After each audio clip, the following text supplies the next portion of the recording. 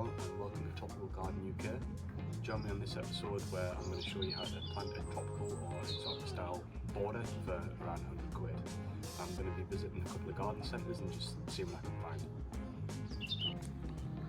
So if we're thinking about planting out a tropical or exotic style border, the first place to start is to try and get some hardy evergreen structure to the border, where in the future it can give us a little bit of height but also give us some winter interest as well. So the first thing I think we should start with is palm. So Trachycarpus fortunei is pretty readily available now across the majority of the UK, and you can pick them up in garden centres for pretty cheap.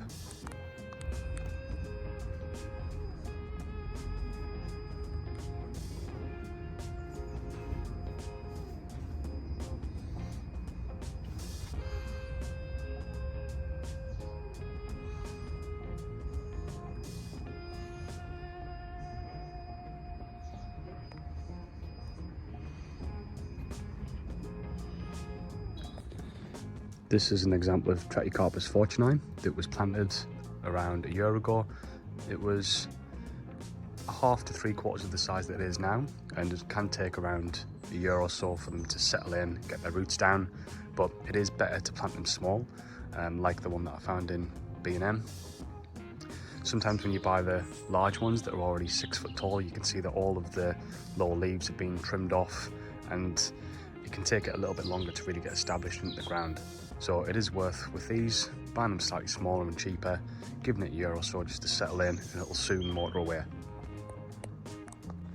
Okay, so now we've found the main structural plant of the Trachycarpus, which will give us that evergreen interest. We want to try and find some more hardy evergreen shrubs to provide different leaf structure and shape and colour to the garden. This is where Fatsias can come into play. I've got a few different Fatsias planted around the garden, and we'll see how much they are at the garden centre.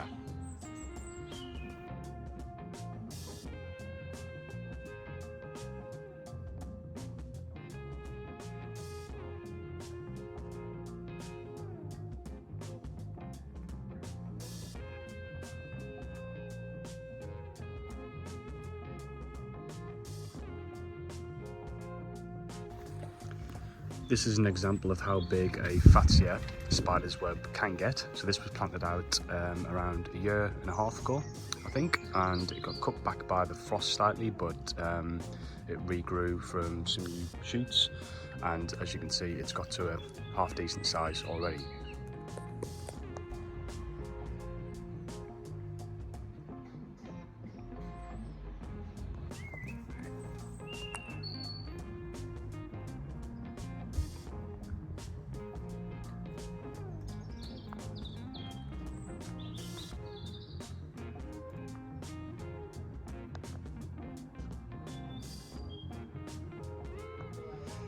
As you can see, there are a few different Fatsia options to choose from depending upon what leaf shape, colour, and whether you prefer a matte leaf or a glossy leaf.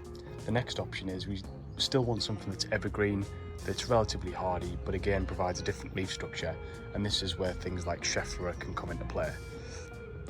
There's quite a few different varieties of Schefflera, as you can see here with the macrophylla. There's rhododendrofolia in the back there. The option that you'll see in most garden centres at the moment is Schefflera taiwaniana. Now, I've got a few of these planted in the garden, and I'll show you a couple of them now. This is an example of Schefflera taiwaniana that I had planted out in the ground, and I've actually dug up and put it in a pot, as I've planted the rhododendrofolia in there instead. This is a really good option that is a lot more available now in garden centres. This was planted out a couple of years ago with the harsh frost, the week-long frost, and got cut back, but as you can see, it's reshooted. It's got 4 or 5 different stems on there, and it's grown really well. So this is known as the umbrella tree, and it seems to be pretty hardy for the majority of UK conditions. If you can get it planted out in spring so it develops that woody trunk, and that should ensure that it stays pretty hardy for the majority of the UK winters.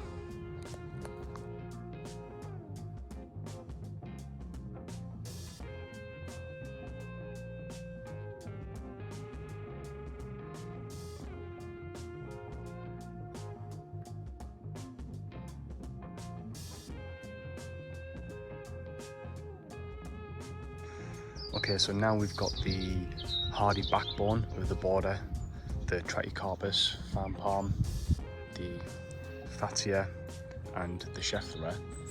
The next thing that we're looking for is to really enhance that tropical look is those big leaves, and that's where a banana plant can come in.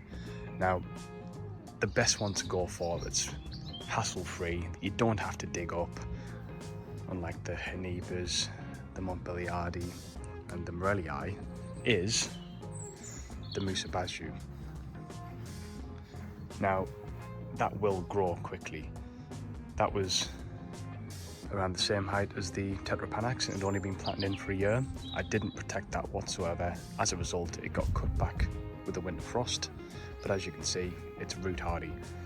So it'll send up lots of new pups and it'll grow from there.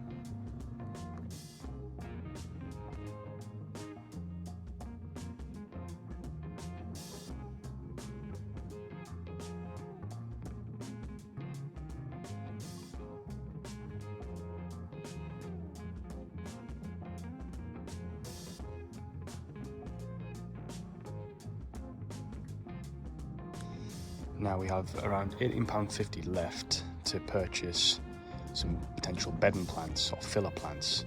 Some good options here would be, if it's a little bit shady, Impatiens, Ice Storm, Brunnera,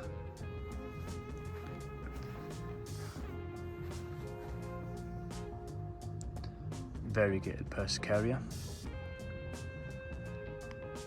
Colocasia if you're looking for those big leaves, if you are getting a bit of sun, or cannas, so there's a lot of options here.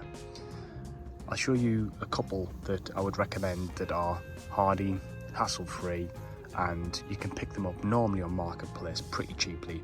On the other hand, in those garden centres you've got options like Salvia, but understand that that's going to get cut back. Here you have Persicaria Purple Fantasy. Grows quickly, still easy enough to maintain, just chop it back and it will get these darker chevrons on it. You can normally pick these up from Marketplace for around £5 for a small pot, but don't worry too much about the size, they will grow really quickly. I planted this out last year, it was a really small plant. They get cut back in the winter, but as you can see in the last month it's went pretty crazy, so I'm going to have to chop that back again. Persicaria Red Dragon, very similar in growth habit to the other Persicaria. This is one of my more favourites though, with the red dark leaves on them with the chevrons. Again, you can pick these up for around £5 for a small plant, normally on Marketplace, well worth it.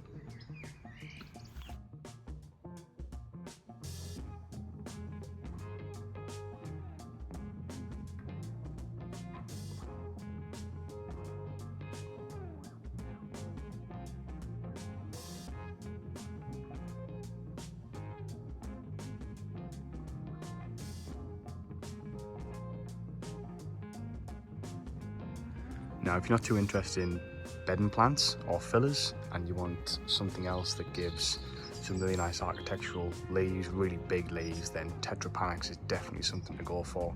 You can see here, Tetrapanax Rex, that leaf already on the left is around a metre across currently, and you get this pretty big woody stem. Again, pretty hardy. If it gets cut back, it will either regrow from lower down on the trunk or from roots as well, and it'll sucker, and you'll get lots of them dotted around the garden.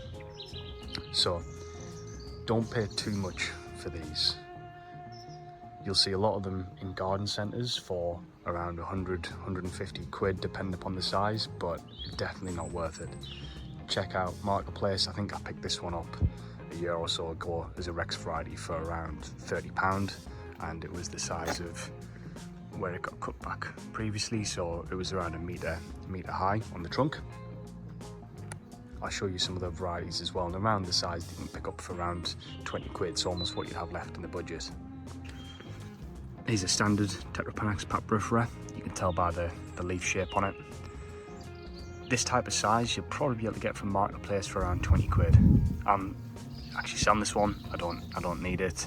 I haven't really got anywhere to plant it for £20, and the majority of people on Marketplace now, with how prolific they are selling them for a similar amount. So if you don't want the bedding plants, you want something to give a little bit more structure, these are a great option to go for, and will give a really nice canopy above all the plants.